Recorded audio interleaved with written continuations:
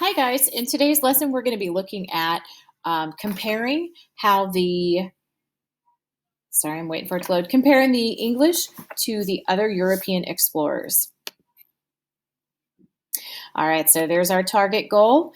We've already established the three reasons that Europeans wanted to explore and settle in the New World. It was mostly for gold, God, and glory, or friends, fish, and furs, if you were French. And we talked yesterday or last time we were together about how the French treated the native people much differently than the Spanish. All right, so today we're going to be looking at the English and how the English came over. Now, you guys know the story of the Pilgrims, how they came over on the Mayflower.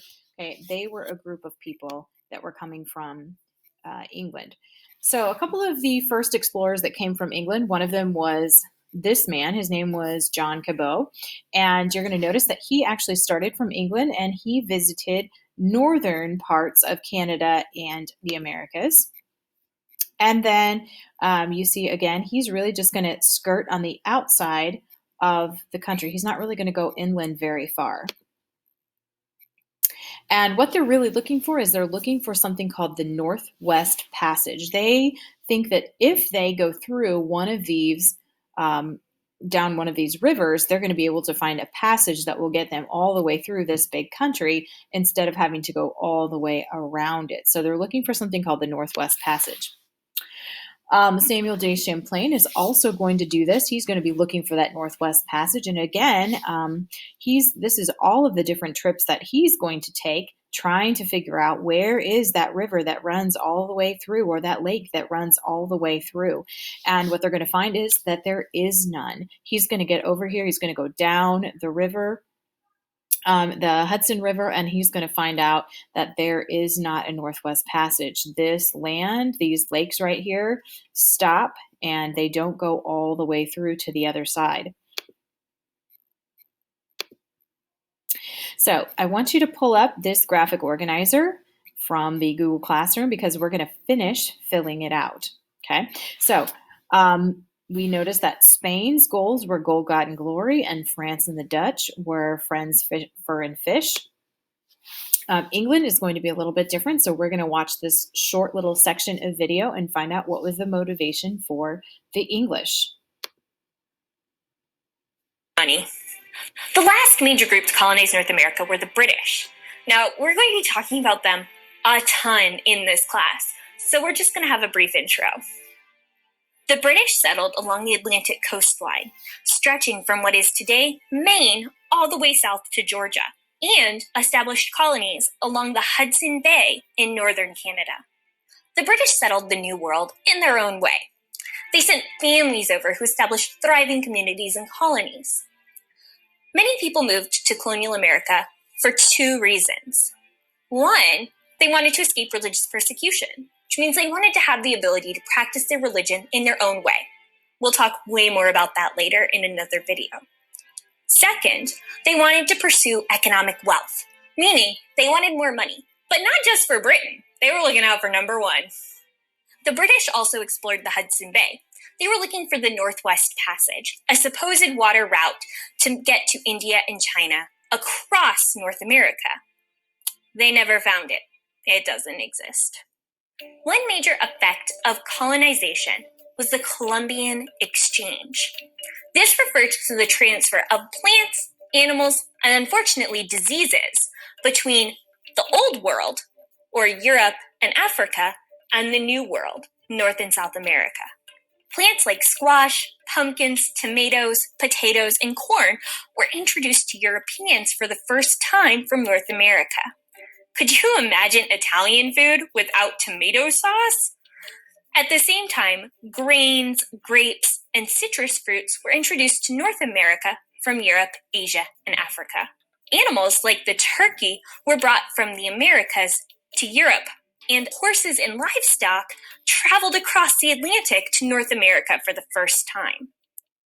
One of the biggest consequences of the Columbian Exchange was the spread of diseases like smallpox, the flu, and even the common cold to Native American populations. As a result of the introduction of these diseases, somewhere between 80 to 95% of the native population of North and South America was killed, with some areas being completely wiped out, meaning not a single Native American in that area survived. I hope you learned something today about European exploration money. The last major group to colonize. Okay.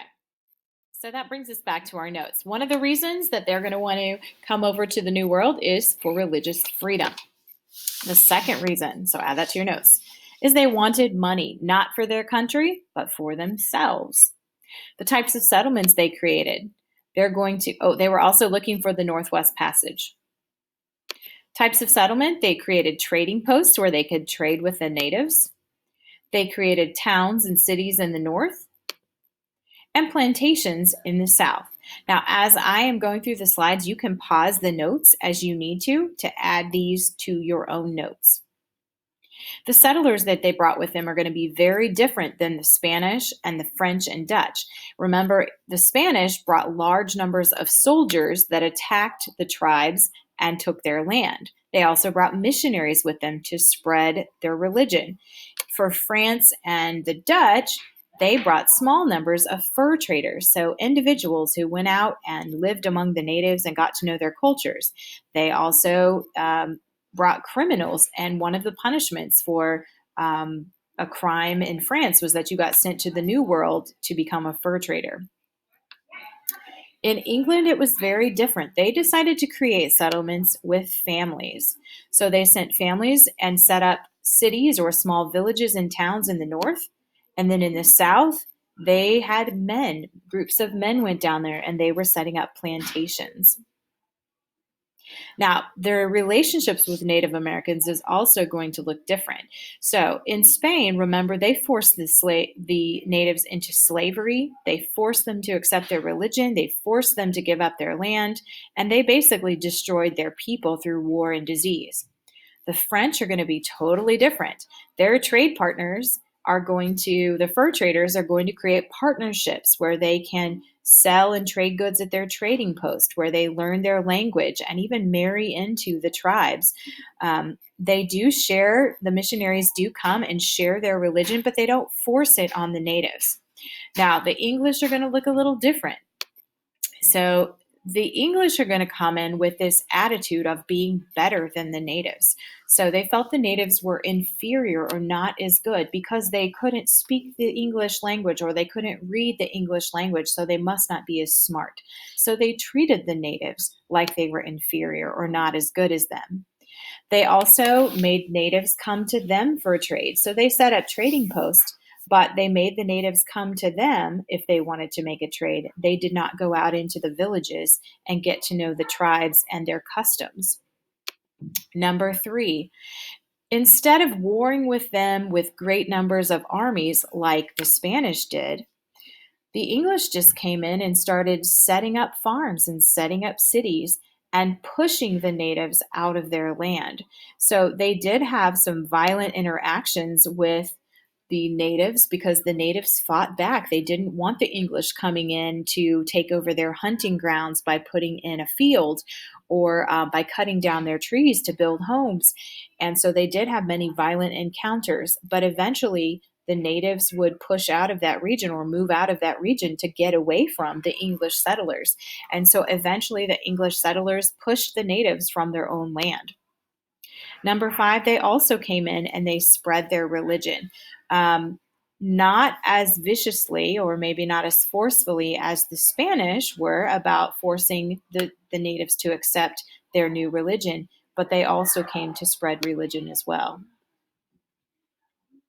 All right, so these two maps show you a quick look at what the world looked like in 1650.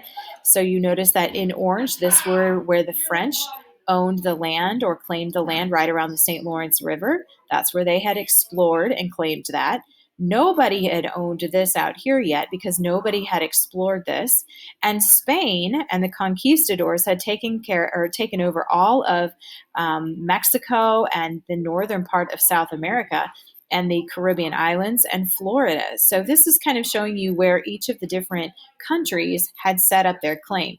Notice the Dutch had made a little claim right here around New Amsterdam, which also became known as New York. And then the English set up some colonies right here in the New England, and then on the other side of the Dutch down here in the south.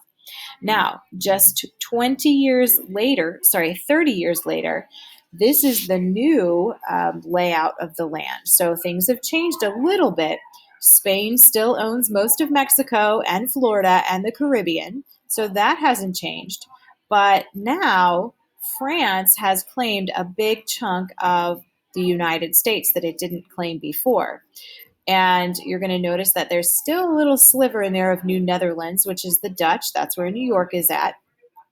The English is going to take over more of this region, and they're going to take over and claim more of Canada up north.